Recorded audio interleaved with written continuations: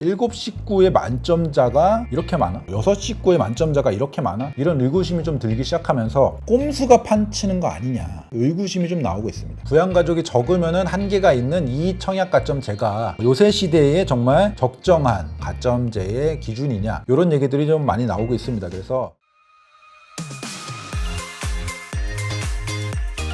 네, 안녕하세요, 분전입니다. 오늘은 분전의 부동산 뉴스 체크라는 타이틀에 걸맞게 오랜만에 지금 이슈가 되고 있는 부동산 뉴스들, 그 다음에 그와 관련된 어떤 시장 흐름들, 이런 거 체크하는 시간 갖도록 하겠습니다. 네, 대출 조이기 본격 시작, 요거 정부가 했더라고요. 생각보다 되게 빠르게 했습니다. 그러니까 88 대책이 88 부동산 공급 대책이었어요. 그러다 보니까 공급에 포커싱이 돼 있었고, 공급에 포커싱이 돼 있다라는 얘기는 약간 중장기적 대책들 위주였다. 그래서 당장 집값이 오르는 것을 막지 못하지 않느냐라는 비판들이 좀 있었죠. 그거를 의식해서인지 바로 정말 88 대책 발표하고 바로 요 정책 대출의 금리 인상을 바로 발표를 했습니다. 이게 저는 생각보다 영향이 꽤 클 것 같아요. 여기에 더해서 시중은행들이 금리 인상을 같이 하기 때문에 이게 시너지가 나면서 상당히 전반적인 어떤 주택 시장으로 들어가는 유동성을 좀 조일 수 있겠다, 이런 생각이 좀 듭니다. 디테일하게 좀 보면은 디딤돌 버팀목 대출이 0.4% 인상이 돼요. 그러다 보니까 과거에는 이제 신혼부부 같은 경우에는 뭐 2% 후반까지 소득에 따라서는 더 낮게, 그러니까 소득이 그 중에서 좀 높은 경우에는 청약통장 우대금리 적용하면은 이제 3% 초중반까지 3.2, 3.4%까지 올라가는, 2% 후반에서 요 정도까지 올라가는 그런 상황이 되고, 그 다음에 신혼부부나 생애 최초가 아닌 경우에는 요 정도 소득이면은 3% 중반까지 올라갑니다. 3.45에서 3.65 정도. 이렇게 되면은 한 달 전만 해도 사실은 이런 디딤돌이나 버팀목, 이런 정책 대출이 아니더라도 막 3.3%, 3.2%대 후반, 3.2%대 후반 정도에 받을 수 있었는데, 지금은 정책 대출을 받아도 3.4%, 5%, 6% 이렇게 받기 때문에 상당히 좀 금리 수준이 급격히 올라가는 그런 상황이고, 그러다 보면은 조금 시장에 영향을 줄 수 있지 않을까라는 생각을 저는 하고 있어요. 물론 이렇게 디딤돌 버팀목 대출 같은 경우에는 좀 가격이 좀 낮은, 높지 않은 그런 주택 대상이고, 그 다음에 소득도 높지 않은 분들 대상이기 때문에 이미 많이 오른 것들은 엄청나게 비싼 곳들인데 좀 타겟이 잘못되지 않았느냐라는 비판도 있지만, 어쨌든 이런 것들이 팔리면서 갈아타기 해서 어떤 가는 효과가 있긴 있기 때문에 전반적인 어떤 부동산 시장에 영향을 안 줄 수는 없다. 어쨌든 좀 수요를 위축시키는 그런 정책이 나왔다라고 볼 수 있겠습니다. 그다음에 그와 동시에 이제 시중은행들이 금리를 많이 인상을 해요. 그러니까 지금 얼마 전에도 한번 그 가상금리를 올렸는데 지금 8월 달에 또 이렇게 올리고 있습니다. 이미 올린 곳도 있고, 그 다음에 8월 12일부터 올리는 곳들도 있고, 이런 것들이 이제 오피셜하게 이미 나온 거를 한번 정리를 한 건데, 이렇게 되면 아마 5년 고정 기준으로 최저금리가 한 3.7%대 후반? 3.8%대 요 정도가 정말 은행 최저금리가 될 것 같거든요. 그렇게 되면은 6월 말 대비해서 한 0.5% 정도가 올라간 거예요. 이 정도면은 좀 부담이 좀 더 된다. 요 정도까지 변화가 있는 상황이라고 봅니다. 이렇게 금리 인상을 하는 이유는 여러 가지가 있는데, 나 지금 그 정부에서 무조건 압박을 주기 때문에 금리를 올린다라고만 할 수는 없어요. 전체적인 정부의 정책이나 가이드이긴 한데, 전체적으로 올해 어느 정도까지 영업을 하겠다라는 플랜이 있잖아요. 이 플랜 자체에 물론 금융위의 어떤 가이드가 있긴 하겠지만, 이 플랜을 한 것보다 지금 영업을 많이 한 거예요. 이미 실행을 많이 했습니다. 왜냐하면 거래량이 엄청나게 늘었잖아요. 예전보다. 그렇기 때문에 예상보다 너무 많은 어떤 영업을, 대출 실행을 상반기에 많이 했고 7월까지 많이 했기 때문에 이제부터는 엄청 그 규모를 늘릴 필요는 없는 거죠. 대신에 수익성, 은행도 이제 수익성을 챙기겠다라는 거죠. 그래서 하반기에 남은 팥, 어떤 사실상의 총량제가 걸려 있기 때문에 요 영업은 수익성을 높여서 금리를 인상을 해서 진행을 하겠다, 이런 은행들의 의지가 보입니다. 그러니까 어떤 금융당국의 개입만 있었다라는 건 아니고, 영업 상황에 있어서도 지금 금리를 충분히 올릴 만한 상황. 그다음에 게다가 이 상황에서 지금 주택 어떤 매입 수요가 지금 상당히 높은 상황이기 때문에, 의지들이 많이 높은 상황이기 때문에 조금 올려도 아마 어떤 대출 영업하는데 별 무리가 없을 거라고 판단을 한 것 같습니다. 근데 그렇게 생각하면 사실은 내년도가 돼서 다시 총량이 리셋이 되면은 다시 요 가상금리가 내려갈 수는 있거든요. 어쨌든 올해는 이렇게 높아진 상태, 가상금리 높아진 상태에서 계속 유지가 될 가능성이 높습니다. 그렇다면은 금리적인 측면에서, 대출적인 측면에서는 올 상반기보다는 조금 더 부담스러운 수준의 이런 대출 환경이 정책금리나 어떤 일반 시중은행 금리나 좀 유지가 될 수 있겠다. 그렇다면은 이제 시장에 좀 하방 압력을 줄 수도 있겠다. 물론 하방 압력이라는 게 이 요소가 하방 압력을 준다고 해서 무조건 집값이 다 떨어진다 이런 얘기는 아니지만 어쨌든 간에 좀 집값이 더 상승하는데 부담스러운 어떤 환경이 좀 생기긴 했다. 요 정도까지는 말씀드릴 수 있겠습니다. 네, 그 다음 소식도 조금 집값에 좀 하방 압력을 줄 수도 있는, 심리적으로 좀 불안감을 줄 수도 있는 이런 소식이에요. 그러니까 전반적으로 약간 정부나 뭐 서울시 이런 지자체에서 좀 많이 올라가고 있는 어떤 부동산 시장을 좀 누르려고 노력을 하는 어떤 구두 개입이라도 그런 거 하는 그런 노력들이 보이는 그런 측면 중에 하나인데, 강남 3구 플러스 용산까지 전역을 토지거래 허가구역에 지정될 수 있다.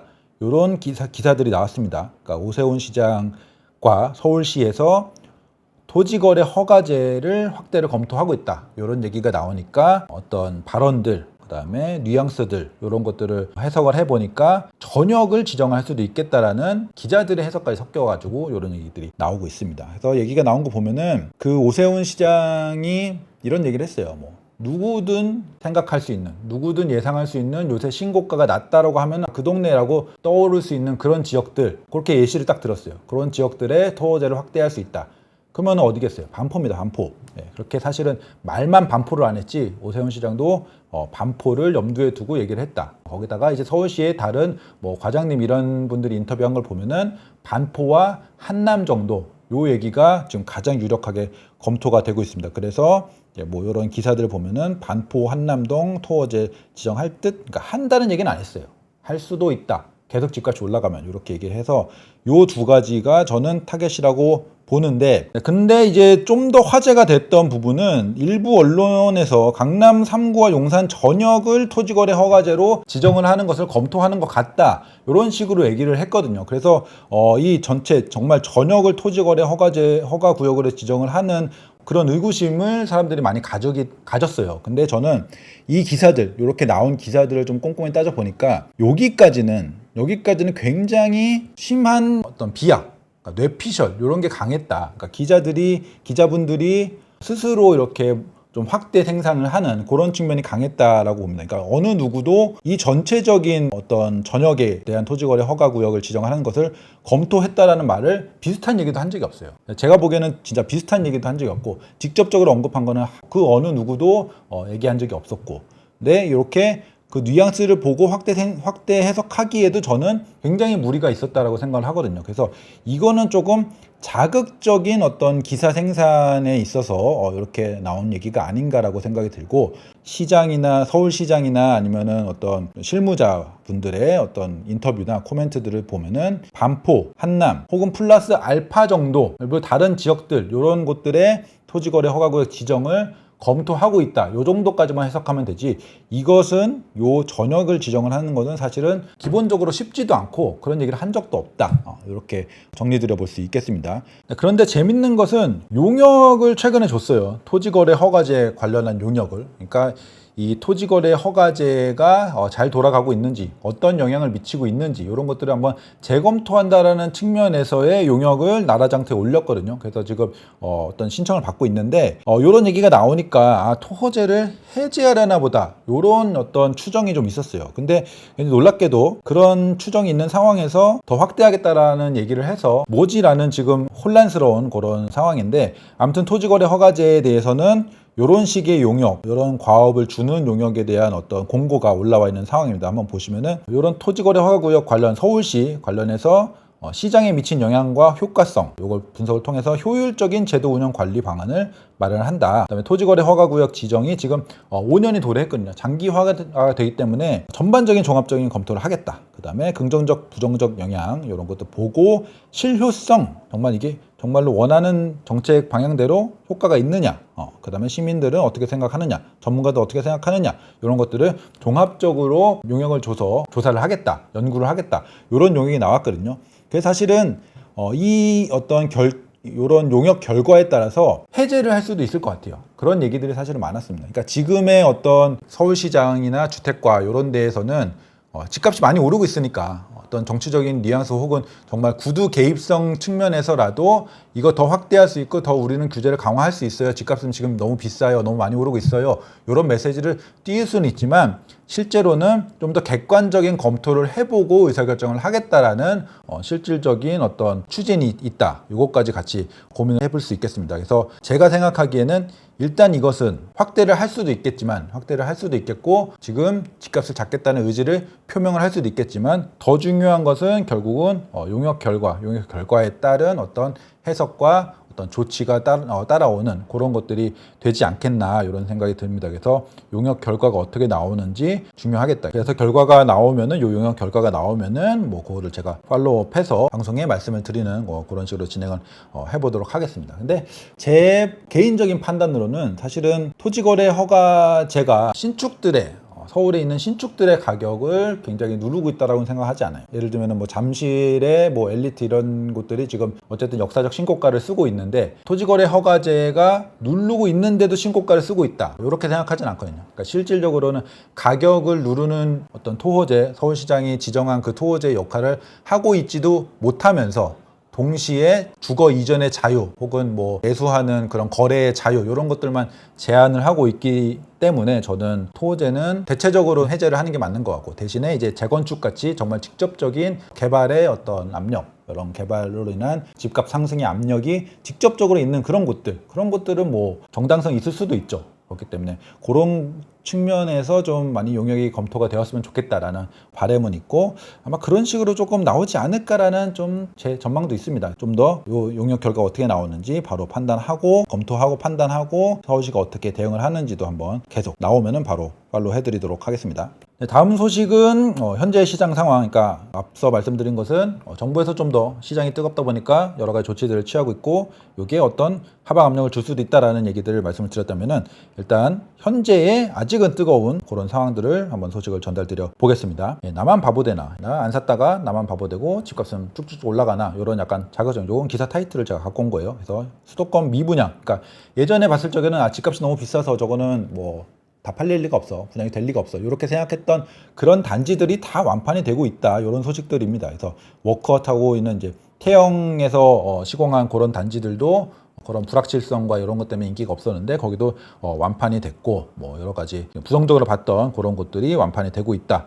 보시면은 뭐 김포의 뭐 우미린이라는 이런 브랜드를 가진 이런 재개발 구역, 그 다음에 광명 뉴타운의 뭐 트리우스, 이것도 둘 다 좀 고분양가다. 특히 트리우스 같은 경우에는 굉장히 조금 확실히 고분양가다라는 평가가 좀 있었어요. 근데 100% 분양 완료. 그러니까 지금 시장이 상승하다 보니까 기존에는 비싸다고 생각했던 것들이 이제는 별로 비싸지 않네 이런 판단이 들면서 계약이 다 된 거죠. 그리고 그 외에 이제 더샵 둔촌폴에 뭐 상도 푸르지오 클라베니 여기도 뭐 언덕에다가 뭐 14억 막 이러기 때문에 이게 다 팔리겠어 이러면서 좀 미분양이 좀 길게 갔던 곳들인데 여기도 다 팔려버리고 이제 완판이 되고 광명자이 힐스테이트 SK뷰 되게 기네요. 여기도 좀 고분양가다는 얘기가 있었는데 또 완판되고 여기 태영 앞서 말씀드린 요 기사에 나온 고단지 여기 의왕에도 여기도 다 팔려서 완판이 되고 그러니까 기존에 정말 여기는 미분양이야 여기는 거봐 미분양 났잖아 하면서 약간 부정적으로 봤던 그런 곳들이 다 완판이 됐다. 수도권 시장이 그렇게 뜨겁다라고 판단할 수 있는 그런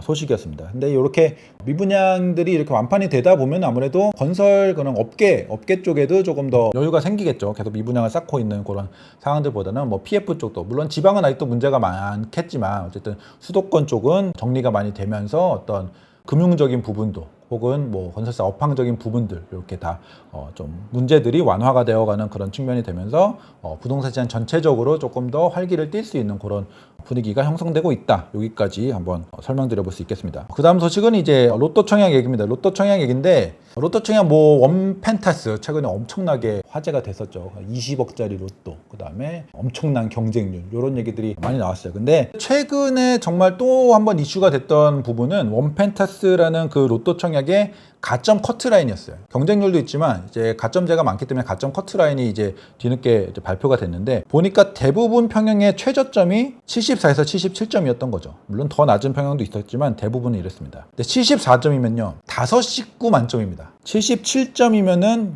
6식구예요. 75점부터는 6식구여야지 75점에서 79점까지 6식구 만점에 79점이에요. 84점이면은 7식구 만점. 근데 84점도 나왔습니다. 84점이 한 3명인가 나왔어요. 대단하잖아요. 7식구의 만점자가 이렇게 많아? 6식구, 7식구는 뭐 몇 명 안 된다고 쳐도 6식구의 만점자가 이렇게 많아? 이런 의구심이 좀 들기 시작하면서 꼼수가 판치는 거 아니냐, 이런 얘기들이 의구심이 좀 나오고 있습니다. 자녀 셋 이상 키우면서 부모님까지 모시고 사는 집을 정말 나는 본 적이 없는데 이렇게 많냐, 그럼 우리나라에 이렇게 대가족이 많았냐라는 반응이 쏟아졌죠. 물론 실제로도 그렇게 자녀도 많이 낳고 부모님도 모시고 그러면서도 내 집 마련 안 하고 무주택으로 장기간 있는 가족이 있을 수도 있죠. 하지만 조사는 해봐야 되는 거 아니냐, 뭐 이런 얘기들이 많이 나오고 있습니다. 제가 생각해도 분명히 당첨자분들 중에 뭐 다 그렇다는 얘기 아니에요. 그러니까 일부 모시지 않으면서 뭐 전입에만 편입을 시켰나 이렇게 3년 동안 유지를 한다든지, 근처에 살면서 전입만 이렇게 해놓는다든지, 그러니까 여러 가지 꼼수가 있을 수는 있겠다, 이런 의구심을 사실은 저도 갖고 있습니다. 그래서 이것은 정말로 예민한 정말 로또 청약이기 때문에 조금 어떤 전수조사 같은 거를 한 번쯤은 돌려볼 필요가 있겠다라는 생각은 좀 들고, 그러다 보면은 동탄역 롯데캐슬 그 로또 줍줍 나오듯이 한 번쯤 다시 로또 청약이 나올 수도 있겠다라는 생각은 좀 들어요. 그리고 또 하나 이제 얘기가 나오는 것들은 이 가점제의 기준이, 요 점수를 책정하는 기준이 요새 기준으로 합리적이냐. 다시 말하면은 부양가족이 높으면 높을수록, 다시 말하면 부양가족이 많을수록 고가점, 부양가족이 적으면은 한계가 있는 이 청약가점제가 요새 시대에 정말 적정한, 정말 공정한 어떤 가점제의 기준이냐, 이런 얘기들이 좀 많이 나오고 있습니다. 그래서 전반적으로 이 얘기들이 그냥 커뮤니티에서 나온 게 아니고 전문가들 사이에서도 좀 얘기가 되고, 이런 것들이 지금 생각보다 많은 얘기들이 나오고 있기 때문에 가점제의 기준이 조금 바뀔 수도 있겠다, 좀 손봐질 수도 있겠다, 이런 생각이 좀 들어요. 그러니까 지금은 어떤 가점제의 기준이 좀 손봐질 수도 있겠다, 이런 생각이 듭니다. 뭐 예를 들면은 지금 어쨌든 출산 문제니까 자녀 수는 그대로 어떤 장점, 어떤 메리트, 청약 메리트의 어떤 유지를 두겠지만 부모님을 모시고 사는 것에 대해서는 약간 편법이 좀 더 쉽고, 자녀는 사실은 편법으로 이렇게 하기가 쉽진 않은데 부모님 같은 경우는 조금 편법이 많기 때문에 이런 것들은 조금 어떤 가점에 있어서 조금 조정이 올 수도 있겠다라는 생각은 좀 들고 있습니다. 제 생각도 있지만 저뿐이 아니고 많은 여론들, 전문가들의 의견이 여기서 그런 것들에 대해서 약간 변경이 되면은 그거에 대해서 또 역시 대응을 해야 되는 그런 측면이 있겠죠. 그래서 이런 내용들 지금 얘기가 많이 나오고 있다, 그 얘기 한번 전달드리고, 그 다음에 마지막으로 이제 전국 거래량 얘기 말씀드리겠습니다. 제가 뭐 맛동산에서도 그렇고 뭐 다른 뭐 언더스탠딩이나 3프로 방송 같은데 나와서 거래량 얘기를 되게 많이 했습니다. 거래량 얘기를 많이 했는데 대부분은 서울 거래량 얘기였어요. 서울이 거래량이 엄청나게 올라왔고, 특히 6월, 7월 같은 경우에는 뭐 2021년 이후, 2020년 하반기 이후 가장 많은 거래를 실제로 기록을 하고 있거든요. 굉장히 거래량이 터지면서 상승이 되고 있는 거다, 이런 설명을 드렸는데 전국 거래량 얘기를 한번 이번에 드려보고, 지방 얘기는 좀 더 자세히 좀 다음이나 좀 그 다음 방송에 좀 드려보는 걸로 해보도록 하겠습니다. 일단 기사 보시면은 거래 폭발, 전국 4개월째 월 4만 건 이상 요 계약이 되고 있다라고 부동산 114에서 조사를 해서 이렇게 나왔습니다. 이렇게 보시면은 4만 건이라고 하는 거는 한 10달 만에 4만 건을 회복했다. 지난 3월에 이렇게 나와 있고, 지금 4월, 5월, 6월 계속 4만 건 이상 될 것 같고, 아마 7월에도 4만 건이 넘어갈 것 같아요. 그러니까 한동안, 그러니까 좀 부동산 침체일 적에는 뭐 3만 건대 혹은 2만 건대까지 떨어졌던 어떤 전국 거래량이 지금 쭉 올라오면서 4만 건대 이상을 지금 3개월, 4개월 유지를 하고 이런 소식인데, 제가 요 내용을 보고 좀 다른 식으로 좀 데이터를 좀 뽑아봤는데, 서울이랑 경기도가 거래가 많이 되는 것은 이미 익히 많이 알고 있고 많이 얘기가 된 부분이니까, 그러면은 이 4만 건 거래량 중에서 서울과 경기도를 제외하면은 어떤 흐름이 보일까, 이런 생각을 가지고 여러분들께 전달드리기 위해서 데이터를 뽑아봤어요. 그래서 보니까 올해 1, 2월에 정말 서울과 경기도를 제외하면은 다 합쳐서 서울, 경기를 제외한 전국 모든 도시를 다 합쳐도 8,000건, 9,000건밖에 안 됐던 거래량이 지금 이거는 에스티메이션 제 추정인데 23,000건 정도까지 올라오고 있는, 그러니까 비서울, 비경기도, 그러니까 지방 이런 곳들이 지금 시세가 굉장히 지지부진하고 혹은 거의 또 아직도 떨어지고 있는 곳들도 많기 때문에 이 부분들은 정말 침체가 계속되나 이런 생각들을 많이 하시는데, 의외로 거래는 어쨌든 꾸준히 올라오고 있다. 서울 같은 경우는 여기서 팍 튀기 때문에 이 정도 올라오는 것보다 훨씬 많이 튀거든요. 근데 지방이 그 정도는 아니지만 그래도 올라오고 있긴 하다. 특히 올해 바닥, 그러니까 22년도 22년 말 23년 초 바닥이 아니고 올해 초 대비해서도 2배에서 거의 3배에 가까운 거래량이 지금 보이고 있다. 서울, 경기 제외하고 인천은 포함했어요. 인천은 약간 최근 흐름을 보면은 약간 수도권 핵심 지역보다는 조금 지방에 가까운 흐름을 보이고 있었기 때문에 인천까지 포함을 해서 비서울, 비경기인 경우에도 어쨌든 거래량이 치고 올라오고 있다. 이런 소식을 좀 전달을 드리면 좋을 것 같고, 이러다 보면은 사실은 거래량이 이렇게 올라오다 보면은 수요가 올라가면서 매물들을 좀 소화시키고 언젠가는 어쨌든 시세도 같이 올라갈 수밖에 없거든요. 그래서 이 흐름은 굉장히 중요한 겁니다. 바닥보다 훨씬 높은 거래량을 기록하고 있고 3월, 4월보다도 더 높은 거래량, 요 상승 추이를 타고 있다. 지방도, 인천 포함한 지방도 이렇게 타고 있다는 것은 지방이라고 양극화라서 계속 양극화가 진행되면서 계속 떨어지는 것만은 아니고, 적어도 신축, 적어도 선호하는 지역, 그 지역에서 선호하는 지역, 그 지역에서 선호하는 아파트만큼은 이런 수요의 상승을 타고 올라갈 수도 있겠다.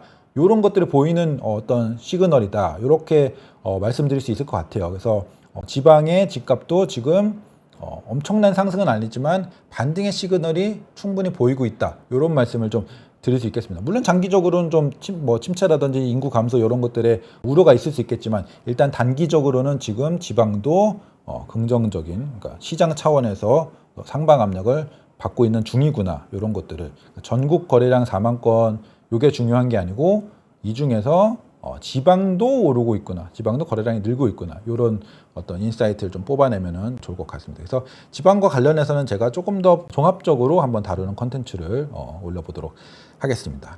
네, 그래서 여기까지 여러 가지 소식들 한번 전달드려 봤는데, 실제로 이런 흐름이 어떻게 가고 있는지도 한번 직접 또 한번 체크해 보시고 시장 흐름 판단하시고 의사결정할 거 있으면은 그런 것에 기반해서 의사결정, 내가 좀 내 집 마련을 하고 싶은데 기다려 볼지, 지방인 경우에는 지방 지금 거래량이 올라오고 있네, 조금 더 빨리 움직여 볼까, 이런 판단들, 의사결정들 잘 하시면 좋을 것 같습니다. 네, 그럼 오늘 여기까지 하고 다음 컨텐츠에 더 좋은 내용으로 찾아뵙도록 하겠습니다. 감사합니다.